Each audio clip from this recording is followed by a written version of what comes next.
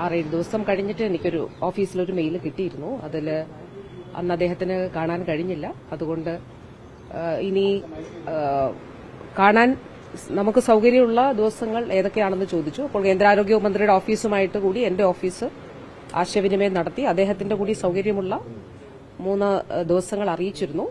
അപ്പോൾ കേരള ഹൌസിൽ നിന്ന് റെസിഡന്റ് കമ്മീഷണറുടെ ഓഫീസിൽ നിന്ന് ഇന്ന് അപ്പോയിന്റ്മെന്റിന് സൌകര്യമുണ്ട് എന്നുള്ളത് അറിയിച്ചിരുന്നു. അപ്പോൾ അതിന്റെ അടിസ്ഥാനത്തിലാണ് എത്തിച്ചേർന്നത്. ആശമാരുടെ അടക്കമുള്ള വിഷയങ്ങൾ കൂടിക്കാഴ്ചയിൽ ചർച്ചയാകുന്നു. തീർച്ചയായിട്ടും അതെ.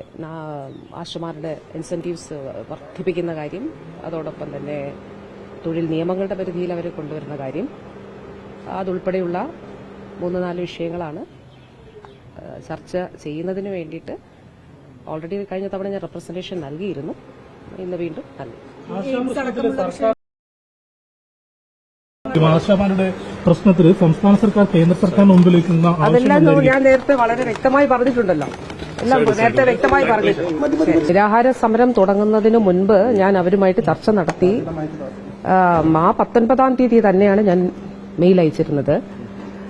20-ാം തീയതി പാർലമെന്റ് നടക്കുന്ന സമയം കൂടി ആയതുകൊണ്ട് 20-ാം തീയതിയിലേക്കാണ് ഞാൻ അപ്പോയിന്റ്മെന്റ് തേടിയിരുന്നത്. അന്ന് നിർഭാഗ്യവശാൽ കിട്ടിയില്ല.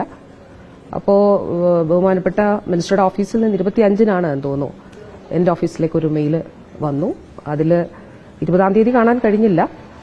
അതുകൊണ്ട് ഇനി ഏത് ദിവസമാണ് കാണാൻ സാധിക്കുക എന്നുള്ളത്, അതായത് കൂടിക്കാഴ്ചയ്ക്കുള്ള സൌകര്യം ഏത് ദിവസമാണ് വേണ്ടത് എന്ന് ചോദിച്ച് 25-ാം തീയതി ഒരു മെയിൽ അയച്ചിരുന്നു. അപ്പോൾ കേന്ദ്രമന്ത്രിയുടെയും കൂടി സൌകര്യം ആശയവിനിമയത്തിലൂടെ അത് മനസ്സിലാക്കിയിട്ട് 3 ദിവസങ്ങൾ ഇവിടേക്ക് ഈ 3 ദിവസങ്ങളിൽ ഏതെങ്കിലും എന്നുള്ളത് അറിയിച്ചിരുന്നു. 2 ഓഫീസുമായിട്ടും കൂടി ആശയവിനിമയം നടത്തി. അപ്പോൾ ഇന്ന് ഇവിടെ കേരള ഹൌസിൽ നിന്ന് റെസിഡന്റ് കമ്മീഷണറുടെ ഓഫീസിൽ നിന്നും അതോടെ നമ്മുടെ ലൈസൺ അവിടെയുള്ള അവരും കൂടി അവരാണ് അറിയിച്ചത് ഇന്നത്തേക്ക് അപ്പോയിന്റ്മെന്റ് കേന്ദ്രമന്ത്രിയുടേത് ഉണ്ടാകും എന്നുള്ളത്. അപ്പോൾ അവർ അറിയിച്ചതിന്റെ കേരള ഹൌസിൽ നിന്ന് അറിയിച്ചതിന്റെ അടിസ്ഥാനത്തിലാണ് വന്നിട്ടുള്ളത്. ഉച്ച കഴിഞ്ഞിട്ട് കാണുമെന്നുള്ളതാണ് പറഞ്ഞിട്ടുള്ളത്. അതെ, ബാക്കി ഡീറ്റെയിൽസ് അറിയിക്കും.